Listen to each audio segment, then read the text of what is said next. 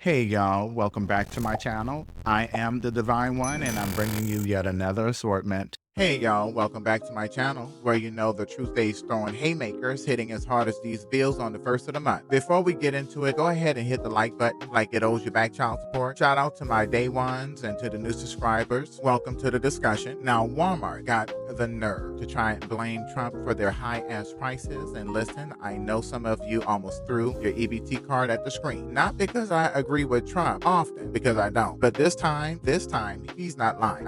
I know though. Divine One in agreement with President Cheeto Mussolini Bastardo. It has got to have some people doing a double take, but these companies are robbing us with no mask, no gun, and no shame. Let's rip the band-aid off. Walmart CEO tried selling us the tariff excuse for rising prices. Meanwhile, Donald Trump publicly said Walmart should eat the tariff. And on that one point, he's absolutely right. These corporate giants make billions and can absorb a few cents, but instead they push blame onto tariffs or overseas suppliers. No, your local inflation isn't because ships sailed from China carrying evil goods. It's because Walmart and its cronies wanted to squeeze their margins. Call it what it is. It's corporate price gouging, not your fault or some mysterious tax from far, far away. We're talking inflation, fake supply chain drama, car notes higher than your credit score, and a government that's treating corporate tax breaks like reparations for the rich. It's a come to Jesus moment for all the MAGA people finally discovering that the prices are too damn high. Grab your high chair. We're going to look at a few TikToks and there will be further commentary. Let's go. Losses to the neck, but now I'm trophied up. I'm saying like bing, bop, boom, boom, boom, bop, bam. The CEO of Walmart, Doug McMillon, saying what so many have been anticipating, and he said it loud and clear that Walmart is going to have to raise prices. Walmart, the world's largest retailer, is telling its shoppers the time has come. Even at the reduced levels, the higher tariffs will result in higher prices. CEO Doug McMillon did not say on today's quarterly earnings call which products would face a price increase, but the chief financial officer indicated that prices could go up within weeks. Toys and electronics imported from China fill many shelves at Walmart. Some of those will face an import tax of 30%. Tariffs on countries like Costa Rica, Peru, and Colombia are pressuring imported items like bananas, avocados, coffee, and roses. We'll do our best to control what we can control in order to keep food prices as low as possible. President Trump's 90-day pause on tariffs on Chinese imports poses a new challenge for Walmart as the company stocks up for the upcoming holiday season. Where it can get more challenging is we make decisions related to things like Halloween and Christmas farther out. And how do you make a quantity call, and what tariff number do you use? President Trump has been keeping an eye on Walmart, and he's got 3 words for Walmart: eat the tariffs. That's a quote. Over the weekend, the President of the United States ripped into what is America's largest retailer after Walmart's CEO warned that it would raise prices later this month, saying the import taxes are too high, even though the U.S. and China have agreed to scale them back. It's a big deal. Trump took to social media to hit back on Saturday, urging Walmart to sacrifice profits for the sake of his economic agenda. He says his plan for the economy will eventually lead to more American jobs in manufacturing. A spokesperson for Walmart told CBS News it will keep prices low, quote, as long as we can, given the reality of small retail margins. It's really hard to find anything good here. This was a setback, a significant one, and one that we were not expecting. So the big number here is 3%. That's the annual inflation rate for January. That is the highest level since June. That was not expected to happen. The monthly rate also ticked higher. That is not what you want. Digging in, core, which excludes food and energy, both those figures also went the wrong direction. So why is this happening? Well, there's a number of different drivers here. Everything from hotels, airfare went higher. Egg prices were actually a significant part of this as well. We know that bird flu is a massive problem. There's an egg shortage. So we saw that egg prices went up by 15% month over month. That is the most that we've seen on a monthly basis since June of 2015. And look at that on an annual basis, the last 12 months, 53% increase for egg prices. That is really very significant. Now, when we look at the trend here for inflation, the problem is that the progress has really stalled out here. Right now, the goal is 2% inflation. We are now at 3%. You see, there's been a lot of improvement from that inflation crisis of 3 years ago. we had 9% inflation. We're not there right now, thankfully, but it is ticking higher, right? That is the exact wrong direction that you want to see. So the White House had a special meeting Sunday night, and this is what it was about. So recently, the CEO of Walmart put out a statement stating that they can no longer really roll back prices, but that they would be rolling forward due to tariffs. President Trump then comes back with a post on his Truth social media and states that Walmart should not put the price of tariffs on consumers, but basically Walmart and China should eat the tariff. Then the CEO from Walmart said, listen, the tariff is way too much for us to be able to handle. We're going to have to come to some type of agreement where maybe the consumer eats some of the tariff and then Walmart will eat the rest of the tariff. And I guess that really got to President Trump because he said Walmart is a multi-billion-dollar company who made billions of dollars last year, and it was more than expected anyway and could help absorb some of the tariff cost. At the end of the day, Walmart says it cannot handle the full amount of the tariffs that consumers are going to have to absorb some of that. So which means you will see your prices go up in Walmart very, very soon due to the tariffs. This is Lady Queen, Black with News. Bye. Companies like Walmart are using the tariffs as an excuse to raise their prices across the board, even for American-made goods. This is the same thing that happened during the pandemic. Debt payments were suspended, stimulus was given into the economy, inflation went up, so prices went up all as a result. Corporate profits skyrocketed during COVID, and even after the inflation went down and the debt suspensions ended and the stimulus stopped, the prices stayed the same because consumers had gotten conditioned to accepting that profit margin and that price. I knew this was going to happen from the very beginning of the whole tariff talk. The reality is tariffs are a band-aid solution on what is a really much deeper problem. The reality that our economic system incentivizes corporations to do whatever they got to do to keep their profits up and shareholders happy. If we want to get serious about creating American jobs and making life more affordable for working class Americans, we need to do it through the public sector. We need to democratically decide which things we need to manufacture as a nation, which skills we need to be training our youth to do so they're ready for the workforce, and put our money where our mouth is. Build the factories, build the training schools, build the infrastructure to become a manufacturing power that we can be. What's up, TikTok? It's me, Jeremy. May 17th, 2025. Hope you're having an amazing Saturday. You know who's not having an amazing Saturday right now? Donald Trump and MAGA. They are ticked off at Walmart right now, threatening to boycott Walmart. Could you imagine? MAGA lives at Walmart. MAGA is Walmart. Did you seen the video of the old guy in the MAGA hat begging, Mr. President, we need our Walmart. Please don't do these tariffs. Mr. President, Walmart, all we have. And that's pretty sad and pretty telling, the state of the country, when you are so dependent on Walmart and the system to provide everything on a shelf for you. That is a bad, bad state to be in. There's no self-sovereignty there.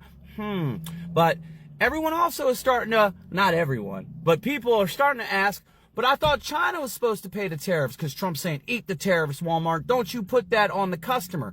But you were told that China was going to pay for it. That, no, you weren't going to be affected because all he's doing is going to make you rich. Just like he told you that Mexico was going to pay for the wall. Just like Pfizer did not pay for those jabs. You paid for those jabs. Your tax dollars paid for all that. That money was given to them, okay? Mexico didn't pay for the wall. China's not paying for the tariffs. You guys have to stop. You didn't get $1 trillion deals over in the Middle East. $1 trillion, $1 trillion, $1 trillion. You guys need to stop listening to this man like he is a holy, divine, truthful person. He's a lying politician. He's a billionaire. I'm not mad at Trump. See, you guys get it twisted. I'm not mad at Trump. Trump's being Trump. Trump's being a slimy billionaire. He's being a slimy politician. And he's being an actor. That's what he's doing. I'm not mad at Trump. I am frustrated, or I was frustrated. Now I'm laughing at the people that support him, that blindly campaign and champion his rhetoric, that continue to make excuses for him, continue to deflect, come into my comment section and keep going, but Biden, did you care when Biden or Obama? I don't care about people who are not in office right now. I don't care. You don't get to keep kicking the can down the road and saying, but. Your man is in office right now doing the same kind of shit they were doing the whole time, and you want to say it's okay because they were doing it? Evil's evil. Lying's lying. Bad is bad. You can try and dress it up any way you want. You can put a red bow on it. You can put a blue bow on it. I don't care. They are all one establishment that wants to make themselves rich off of your money, your energy, your time. That's the facts. And they don't want to give you any redistribution back. See, that's your problem right now. It ain't about inflation. It ain't about tariffs. It is about a lack of tax on the wealthy and that redistribution of wealth coming back in the form of pay raises. Okay? That is your problem. You are aiming all of your anger at the wrong direction. Okay? It ain't your greedy corporations. Okay? Yeah, they're greedy. They're corporations. They got profit margins. Okay? It is the checks and balances that does not exist and that is not being enforced, and our social contracts are out of whack. That's the problem. So, guys, I'm at Walmart. I'm going in right now. MAGA, you're going to boycott Walmart? I love to see it. Show me you haven't been able to get off of your ass to start taking care of your own responsibility this whole time because you've been waiting on secret plans and Q and Project 25 and all this other stuff. Now, you're going to boycott Walmart? You're going to start growing your own food and getting your stuff ready? I don't see it, MAGA. You're the same ones that were getting handouts and blaming the other people because they were a different color when they were getting their handouts. There are more white people in this country on welfare than any other ones. And I wonder how many of those are MAGA. Peace. I'm out. Prices from 2018 compared to 2024. The average rent for a one-bedroom apartment in 2018 was $900 a month. In 2024, it was $1,500. A house on average was $375,000 in 2018 compared to a whopping $515,000 in 2024. The average gas prices was $2.50 in 2018 compared to $4 a gallon in 2024. A gallon of milk was $2.90 in 2018 compared to $4.50 a gallon in 2024. A Big Mac meal was $6.50 in 2018 compared to a high $11 in 2024. The average electricity bill was $100 a month in 2018 compared to $150 a month in 2024. A new car on average was $30,000 in 2018. In 2024, a new car is $45,000 on average. A loaf of bread was only $1.28 in 2018. Now a loaf of bread is twice that much. A box of cereal was only $3 in 2018. Now a small box is $5 in 2024. Oh, how prices have changed in such little time. Say, MAGA morons, Trump's tariffs are going to have a major effect on your life. Like, for instance, Canada and Mexico are the major suppliers of automobiles in this country. I mean, many cars are assembled there or use parts from that country. And they say the tariffs now are going to make the prices for cars go up between $1,000 and $5,000 extra. So when you go to buy your car and you got to pay $5,000 more, how are you going to feel about, damn right, I voted for him. Trump, Trump's my man. He's your king. He's your daddy. He's your president. Good job putting him back in. Let's look at the real drivers of the cost of living crisis in this country. Housing, home prices, and rent have exploded. Housing costs hit an all-time high in the spring of 2024. Nearly half of U.S. renters now spend over 30% of income on a roof. That's not temporary inflation. That's a crisis. Wages, workers' pay hasn't kept up. Wage growth has not been large enough to account for these price increases. The federal minimum wage is still $7.25 per hour, over a decade old. Real wages for most households are stagnant or just barely inching up while prices leap. And let's talk about retail markups. Remember when corporate CEOs bragged about pricing power? It wasn't just talk. An EPI analysis found rising profit margins explained over 40% of the price hikes between the late 2019 and mid-2022, compared to only 11% historically. In short, companies flat out raised prices whenever they could rather than cut profits. Corporate profits are the dirty little secret. Recent research shows profits accounted for 53% of inflation in mid-2023. Let's talk about credit and usury deregulation. Ever notice how every store wants you on a credit card with a 20 to 30% interest rate? That's no accident. Since the 1978 Marquette decision, banks have decimated state usury laws. Citibank fled to low-regulation South Dakota and Bank of America to Delaware, then mailed high-interest credit cards nationwide. The result? Lenders can gouge you on interest with impunity. Inflation on credit card debt and payday loans is a hidden tax on working people that never gets talked about enough. And let's talk about supply chain stories. Yes, COVID and geopolitics caused some havoc, but those shortages mainly gave oligopolies an excuse. When masks and chips were scarce, a handful of producers raked it in. The pandemic and the Ukraine war handed temporary monopoly power to many sellers. And guess what they did with it? Raise prices, not wages. No wonder ordinary families still feel crushed. Food now costs 25% more than 2020, while median wages trail way behind. It's not your imagination. Corporate greed, not just inflation, is baking in those high prices. Now let's discuss this bipartisan price gouging party. Don't let party labels fool you. Both sides gave a free pass to the rich. Reaganomics slashed top tax rates from 70% to 50% in 1981, cutting revenue by 9% and exploded the deficit. Then had to raise taxes later when the fantasy of self-funding subsidies blew up. For decades of GOP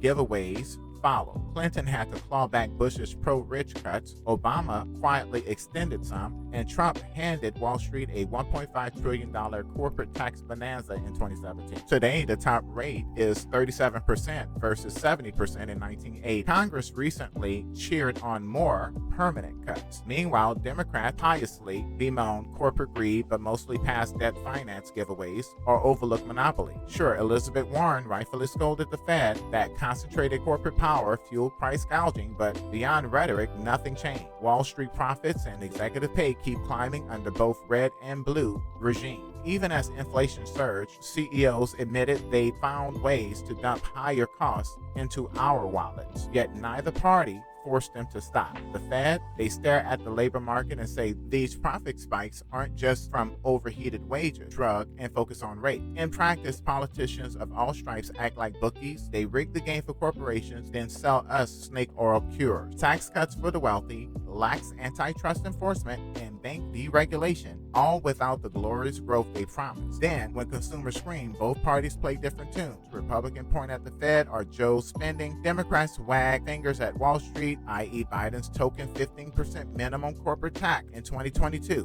But guess what? We're still sitting at the same table getting fleeced. A simple suggestion would be that if you're a corporate entity and you've received a tax cut in the past, that you should be excluded from any further tax cut. Or if you've laid off any employees, you're exempt from any tax cut. In fact, corporate leadership that receives bonuses after laying off employees should be taxed at 90%. But that's just me. But let's talk about the auto industry inflation, the repair racket. You thought a car was just metal and wheels. Wrong. Today's vehicles are essentially rolling computers. Car has 15 different control units, each $100 apart. A single broken sensor or camera from a fender bender can cost over $150. A parking camera, a snazzy mirror gone. Need your bumper fixed? Don't be surprised by a $3,000 quote for 2 mediocre pieces of plastic. It's not just parts either. Labor and insurance have skyrocketed. Mechanics are in short supply and demanding higher pay.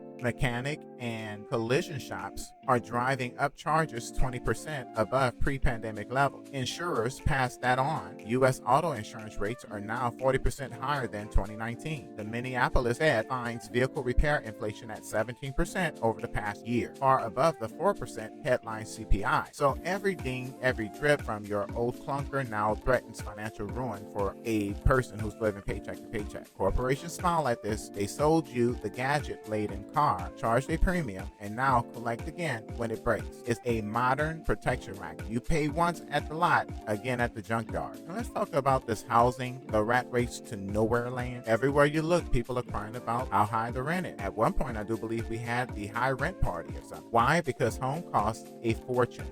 Even before Fed hikes, prices were already inflated by speculation. Then the Fed jacked 30-year rates from 3% in January 2021 to 7.6% in October 2023. Ooh, that hurts. The result, monthly mortgages jumped roughly 82% since 2020. In California, a mid-price home went from $3,200 a month in early 2020 to nearly $5,900 in spring of 2024. Existing homeowners laugh. About 80% now have low fixed rates under 5%, but any move forces you into today's 7% world. And by move, I mean refinancing. Sell your $500,000 house to buy a $500,000 house. Welcome to $264,000 extra in interest over the mortgage life. Meanwhile, rent keeps ratcheting up. Asking rents are up 3% in the fall of 2024, with half of tenants already devoting more than 30% of their income to rent. In effect, rate hikes designed to cool inflation have become their own inflation driver for housing. They strangle mobility. New buyers can't afford to move, which tightens supply further. And who benefits? Big banks and landlords who got low rates and are keeping those homes and jacking up rent endlessly. The average family gets caught between an overpriced sale price and an Armageddon-ish new mortgage rate. No wonder people are pissed, and no wonder they're not buying property. There has been a great deal of gaslighting regarding inflation. You're hearing that from the MAGA people that still haven't come to terms that they got played. But turn on the TV, you'll see pundits and posters nodding approvingly. Inflation is cooling, they chant, and jobs are fine. According to the establishment, consumers should stop whining and have another latte. But let's not forget Dean Baker's point. The media's game has been misdirection. They highlight how prices won't ever go back to 2020 because normal wages also rose. Translation, suck it up. You'll never have cheaper groceries and rent. Just be happy wages went up some. Yet nobody ever mentions the math. Food still costs about a quarter more than in 2020. And that's regardless of the price of diesel or gas or oil futures or whatever. We are still paying inflation, these inflated prices. It's just now slower. The supercore inflation line, fancy Fed talk, means gas and rent aren't rising as fast as 2022. Not that they're low. Meanwhile, real median income is barely above 2019 levels. Don't believe the feel-good headlines? Keep an eye on your grocery cart and the prices that you're paying at checkout, not the talking heads. In the political theater, performance populists on both sides love to blame the other team. Them suddenly shout corporate greed when people suffer, hoping voters forget they once partied with banks. GOP diehards ascribe it to Biden's checkbook or mom's avocado toast. Both scapegoat everything but the actual forces, deregulation, tax policy, and gaping monopolies.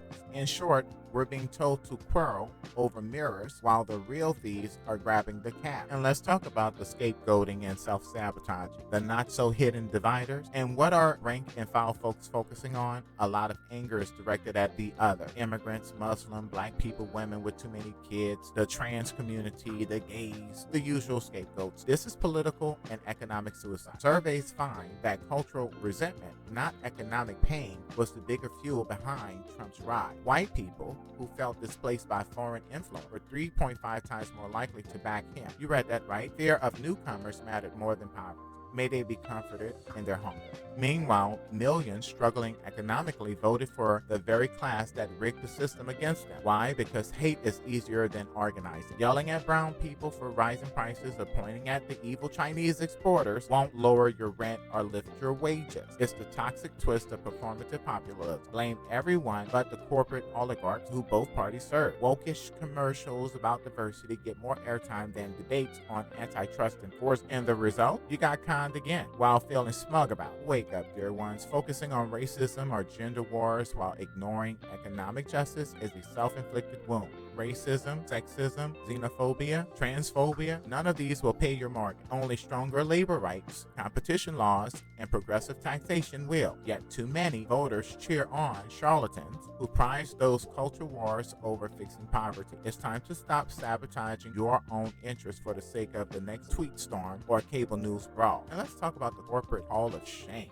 Target, Costco, Sam's, Amazon, Temu. Let's name some names. Retailers and tech giants, they're the heroes of the free market, but here's how they act. Target sells you overpriced basics and then claim they never gouge. Target's Brian Cornell claimed rising prices is always the last lever. In practice, Target quietly hiked food and supply prices, then said customers would survive because, well, they have the money. Meanwhile, their CFO boasted companies were pulling any lever to protect margin. Now, Costco and Sam's Club, although I have been very impressed with their DEI stamps, they love the "we only charge memberships" mantra. Watch them jack up that membership, then jack up everything on the shelves. Costco's huge cash war chest funds billion-dollar stock buybacks. even as workers line up for free samples.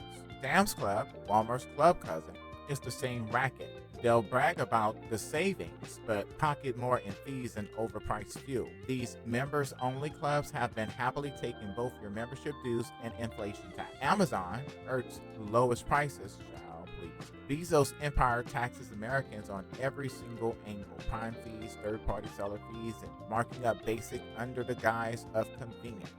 A lot of basics that they get from China, who just exposed a lot of the suppliers here for marking up their prices from anywhere from 100% to over 1,000% on certain items. Over the pandemic and after, Amazon raised prices on diapers, wipes, and even bananas, while margins went way up. Amazon hide behind convenience and choice, but only because they own so much of the retail market. And Temu, the Chinese cut-price upstart, offers wild deals, on average 40% cheaper than Amazon. Great, but why did their costs stay low? Because Beijing sells junk to us at subsidized rates, which is about to change. The U.S. just removed the de minimis loophole, slapping a new 10% tariff on small Chinese imports. Temu promises that even with tariffs, Americans will still get a third off Amazon prices, as if Americans need one more reason to buy junk we don't need. And our precious Walmart again, and France. Don't forget the big box stores themselves, Walmart, Costco, Sam's. They all quietly up profit margins by pushing suppliers and cutting costs, often on worker pay or store inventory quality. Years of squeezing suppliers plus the pandemic gave them fat profit buffers, which they're tapping to keep Wall Street happy instead of cutting consumer prices. Each of these companies claims to want a loyal customer, yet their loyalty program is loyalty to profits. We spend more, they hold their ground, and the preachers in corporate boardrooms pat themselves on the back. It's price gouging 101, and we're all in the classroom. But wait, I'm not finished with Walmart just yet. Because they've made an enemy out of Donald Trump, and Donald Trump's just been activating the Walmartians. Okay, y'all know what the Walmartians are. They're more than likely MAGA. They're always wearing inappropriate clothing. They look unbathed, uncleaned, unwashed. You know, these are the people that are more than likely online talking about owning the libs. But as of lately, they seem to have problems financing some potted meat or some Vienna sausages or whatever they eat. But it's an appropriate time for us to break here so we can observe them in their natural habitat of entitlement and grievance politics that no one is listening to, because this is what the fuck you voted for, bitch. While Donald Trump is out here getting $400 million gift, the only gift you'll be getting on the first of the month appears to be an eviction notice, higher prices in the checkout line, layoff notices, and a zero balance on an EBT card that you were not aware that the Republicans were cutting benefits so that they can give a $5.1 trillion tax cut to the very companies I mentioned here who were raising prices on you. But I digress. So here's where I give you the no punches pulled, kind of snap out of it. Look, I'm not sugarcoating shit. The lobbyists, the CEOs, and the media matrons are lying through their little dusty ass teeth. Let me spell it out bluntly. Stop buying this narrative. Tariffs didn't magically screw up Walmart's plan.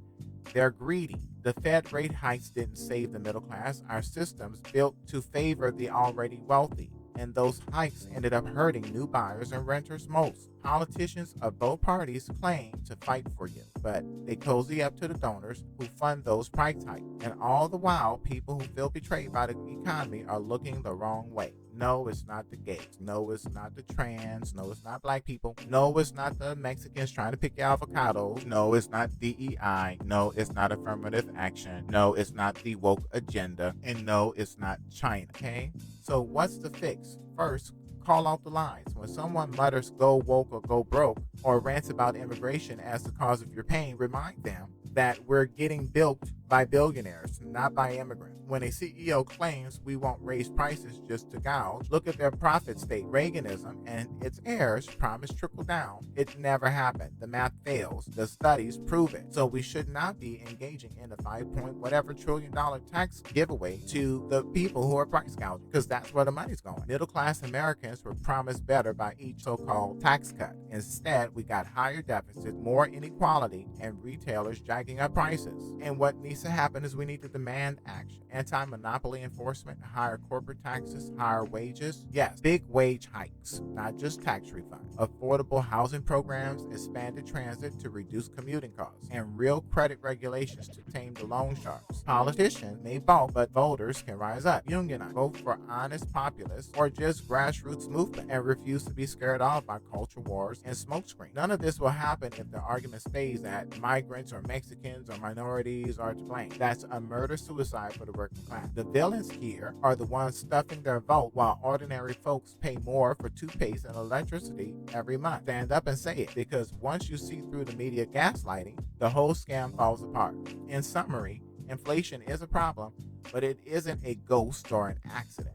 It's a clash of powerful economic interests, and those interests keep both parties quiet until it hurts enough voters to be convinced. So next time someone tells you inflation is just a myth, or the free market will fix itself, or all of those MAGA people that were doing all of this deflection, obfuscation, and gaslighting, especially when you confronted them with tariffs or confronted them with Donald Trump's previous record, or their only concern was owning the libs or how much more Donald Trump will make the people they don't like hurt, but all of a sudden they have regrets because the lepers are eating their face.